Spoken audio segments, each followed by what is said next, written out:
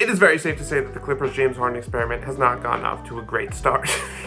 They're 0-6 since making the trade, and the advanced numbers are so much worse. 27th in offense, 25th in defense. They're laughably worse with Harden on the court, and so much better when he's off. Which raises the obvious question, can the Clippers make this work in some form or fashion? The logical answer is probably not, because it doesn't look like Harden wants to actually make the sacrifices he needs. He shouldn't be the on-ball guy. That should be Kawhi and PG. He needs to take a backseat, but he doesn't really want to take a backseat. He wants to be the lead ball handler, but he probably shouldn't be. All right, he needs to learn to fit in the way Russell Westbrook did last year, but he doesn't seem to want to do that because he never has, and he probably never will. There's that. There's the fact that by trading for Harden, the Clippers also trade a lot of their defensive versatility, specifically Nicholas Batum. And so, like, where does that come from? Like, Kawhi and PG just aren't those guys anymore. They just don't really have like the quality role players who fit in around their stars anymore. And this to say nothing of the constant looming injury risk that is Kawhi Leonard and Paul George. So that's what logic says. But me, being the optimist that I am, kind of wants to come to the defense of the Clippers in just a few senses. Look, integrating a name as big as Harden is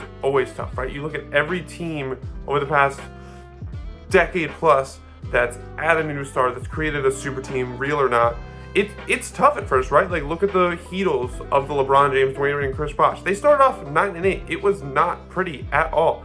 Even the Warriors with Durant, probably one of the two greatest teams of all time. They got off to a not such great start. Obviously, 0-6 is not, like 500, which also would not be great. In their defense, like, this stuff needs time to gel. Like, they need to figure it out because it's not a seamless fit. Harden's not a seamless fit on this team.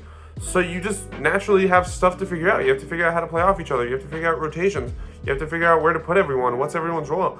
And that stuff takes time, even for the best of teams. And I hate to sort of point this out because it is his fault, but like, Harden does need time to ramp up and to get into game shape, which he said as much after their last loss to Denver. Now, obviously, you don't really want to give him that because it's like, well, why aren't you in game shape? Yeah, you might have known you weren't going to play for the Sixers to start the season, but like, why were you not in game shape? Yeah, you didn't do training camp, but like, why were you not working out yourself? You knew you were going to start playing eventually, so like, what was that? So like, you kind of roll your eyes, but at the same time, like, he does have a point. He's not in game shape yet. So this isn't me saying I think there's going to come a time where the Clippers look great and it's going to work super well and the Clippers are going to be contenders, blah, blah, blah. I really don't know because there are so many big ifs with this team. Like, I do think the Clippers deserve a bit more time than we're giving them. Like, even last year, they started 0-5 after acquiring Westbrook, and that turned out to be a solid acquisition, I guess. I do think they deserve, like, at least another month, which again, you don't want to hear. A month of games is a lot of time, and you could really do some damage to your record, especially in the West. It's not exactly what you want to hear,